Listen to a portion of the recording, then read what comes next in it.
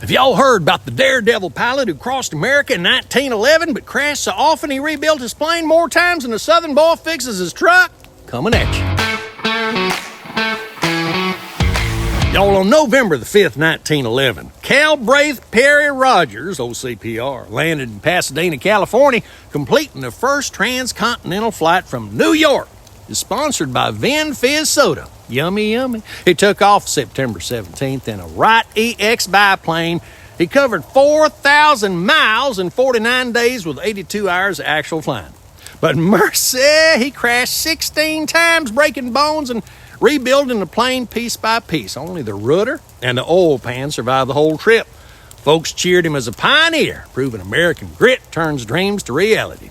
Nowadays, we jet coast to coast in hours, but old Rodgers' spirit reminds us perseverance and a can-do attitude built this great land of ours. November the 5th, 1940 saw Franklin D. Roosevelt elected to a third presidential term, beating Wendell Willkie with 449 electoral votes to just 82. Wendell, I'm sorry. Breaking George Washington's two-term tradition, old FDR's win amid World War II fears led to the 22nd Amendment in 1951, limiting presidents to 2 terms. It's pure Americana. Adapting our Constitution to keep power in check, safeguarding the Republic our Christian founders envisioned. Makes you thankful for leaders who serve, not rule, especially after yesterday's elections on November 4th. Y'all hear some good book wisdom from Philippians 4:6 from the King James. It says, "Be careful for nothing, but in everything, by prayer and supplication with thanksgiving, let your requests be made known unto God." That's fitting for National Stress Awareness Day today. This verse urges us not to fret. Hand your worries to the Lord.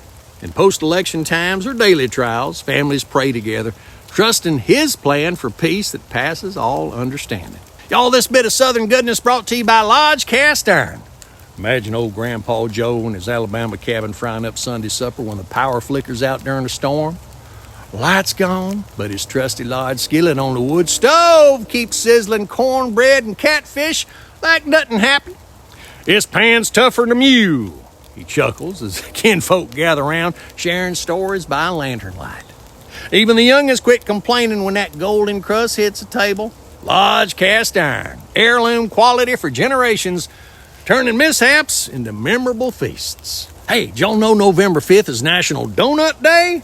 I did not know. Well, you do know now, Donut. This quirky holiday honors Salvation Army donut lassies who served treats to soldiers in World War I. It was in France. Starting in 1917 is when they did it. Unusual fact, Americans eat 10 billion donuts a year. Grab a glazed one today for a wholesome patriotic nod to those who sweeten the front lines.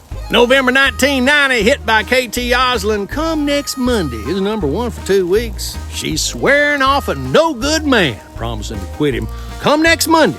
But imagine a Southern gal singing that. Come next Monday, I'm gonna bake biscuits without burning them and tell that rascal goodbye. Unless Tuesday's better.